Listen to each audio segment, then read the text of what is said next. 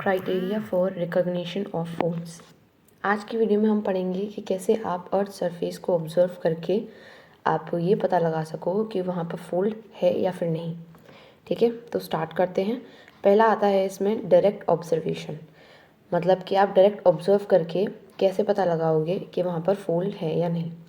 Fold may be recognized by the direct observation on the outcrop exposed along the valley walls, streams, road and the railway cuttings, quarries and tunnels. मतलब fold easily आप recognise कर सकते हो by observing the outcrops. मैंने आपको बताया outcrop क्या होता है, जो रॉक का एक्सपोज्ड सरफेस होता है फ्रॉम द अर्थ सरफेस, वो आपका क्या होता है, आउटक्रॉप होता है। तो आप आउटक्रॉप को ऑब्जर्व करके आप ये देख सकते हो कि वहाँ पर फोल्ड है या फिर नहीं। तो फोल्ड आप पता लगा सकते हो जहाँ पर वैली वॉल्स होंगी, स्ट्रीम्स होंगी, रोड्स होंगे, अगर वहाँ पर आउटक्रॉप एक्सपोज्ड हो रही है तो वहाँ पर आपका फोल्ड होने के चांसेस हैं। Next, by measuring the altitude of beds. तो अगर आप बेड्स का ऑल्टीट्यूड पता कर सको तो आप ये पता लगा लोगे कि वहाँ पर फोल्ड है या नहीं। If the folds are larger than the outcrop then they are recognised by measurement of dip and strike data of bedding planes.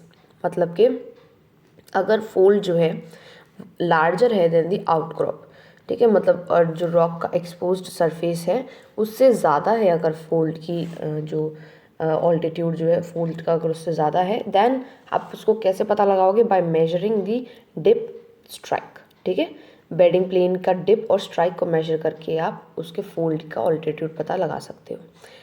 Third आता है by repetition pattern of beds. अब बेड्स के रिपीटिशन पैटर्न से भी आप आराम से recognise कर सकते हो फोल्ड्स को।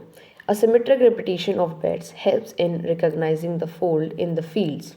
ओके, तो जो सिमेट्रिक रिपीटिशन होता है बेड्स का फोल्ड्स में, वो भी आप फील्ड्स में वो आपको हेल्प कर सकता है इन रिकॉग्नाइजिंग द फोल्ड्स।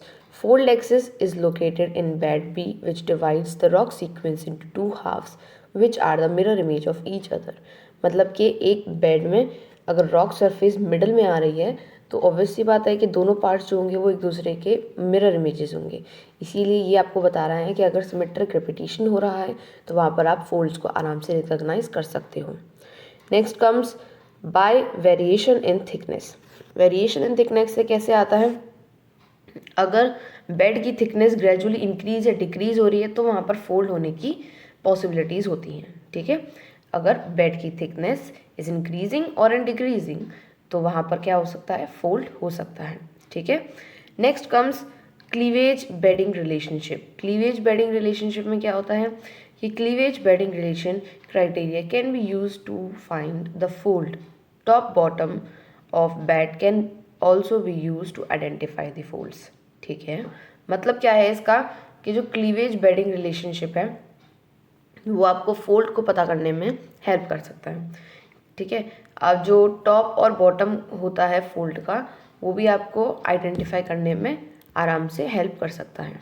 तो इसमें आप क्लीवेज और बेड के रिलेशन को देख के फोल्ड को आइडेंटिफाई कर सकते हो। ये था आपके 5 criterias for the recognition of folds. अब हम पढ़ेंगे कॉजेज ऑफ फोल्डिंग। ठीक है, मतलब कि क्या क्या कॉजेज हैं जिसकी वजह से फोल्डिंग क्रिएट होती है। आपने टाइप्स पढ़ लिए फोल्डिंग के, रिकॉग्निशन पढ़ लिया आपने बहुत सारी क्लासिफिकेशंस पढ़ ली ज्योमेट्रिकल। अब this is the last topic, causes of folding. इसमें 2 कॉजेज आते हैं, पहला आता है टेक्टोनिक कॉजेज एंड दूसरा आता है non tectonic causes. I hope आपको नाम से ही समझ में आ रहा होगा कि टेक्टोनिक कॉजेज में कौन सा होता है।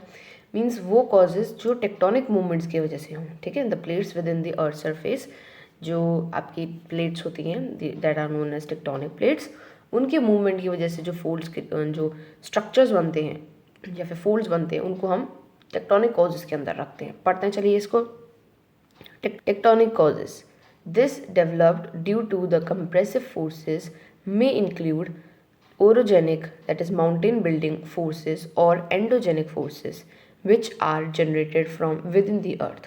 मतलब कि इसके अंदर कौन कौन से कॉजेज आते हैं, वो कॉजेज आते हैं जो कि ओरोजेनिक होते हैं। अब आप ओरोजेनिक और एंडोजेनिक आगे आने वाले वीडियोस में देखेंगे। अभी आप तब तक के लिए इतना समझ लीजिए, वो प्रोसेसेस जो अर्थ के विद इन दी सरफेस हो, मतलब अर्थ के अंदर हो, उन प्रोसेस को हम ओरोजेनिक या फिर एंडोजेनिक प्रोसेसेस कहते हैं। ठीक है, जैसे कि प्लेट्स का मूवमेंट हो रहा है तो वो विद इन द अर्थ हो रहा है, तो उस अर्थ के अंदर के मूवमेंट की वजह से अर्थ के सरफेस पे जो स्ट्रक्चर्स हैं वो क्रिएट हो रहे हैं।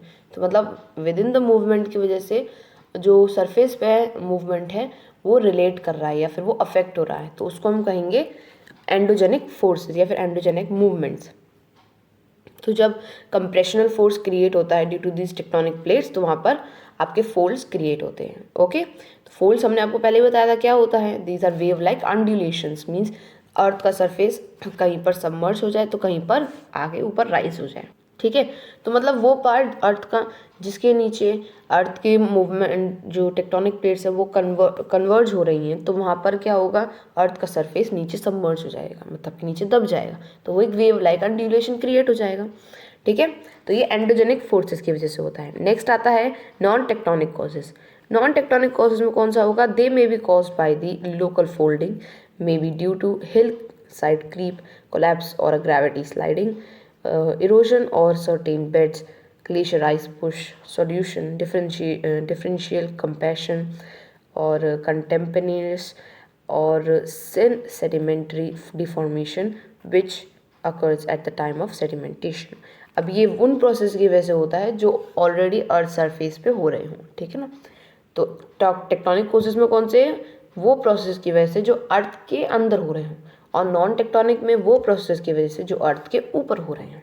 और वो ऊपर हो रहे हो तो कौन से कॉजेज होते हैं, जैसे कि आपका लैंड स्लाइड हो गया, ग्रेविटी स्लाइडिंग हो गया, इरोजन हो गया, ग्लेशियर इरोजन हो गया, ठीक है, सॉल्यूशन हो गया, डिफरेंशियल कंप्रेशन हो गया। ये सारे प्रोसेस जो होते हैं इनकी वजह से जो फोल्डिंग क्रिएट होती है या फिर कुछ मूवमेंट जिनकी वजह से फोल्ड्स क्रिएट होते हैं वो नॉन टेक्टोनिक कॉजेज के अंदर आते हैं। ठीक है, आई होप आपको ये दोनों कॉजेज बहुत अच्छे समझ में आ गए होंगे। जो इसमें इस पूरे चैप्टर में जो इम्पोर्टेंट चीज़ें हैं वो मैंने आपको सारी बता दी हैं। अब हम नेक्स्ट वीडियो में नेक्स्ट चैप्टर लेके आएंगे। Okay, so thank you for watching this video.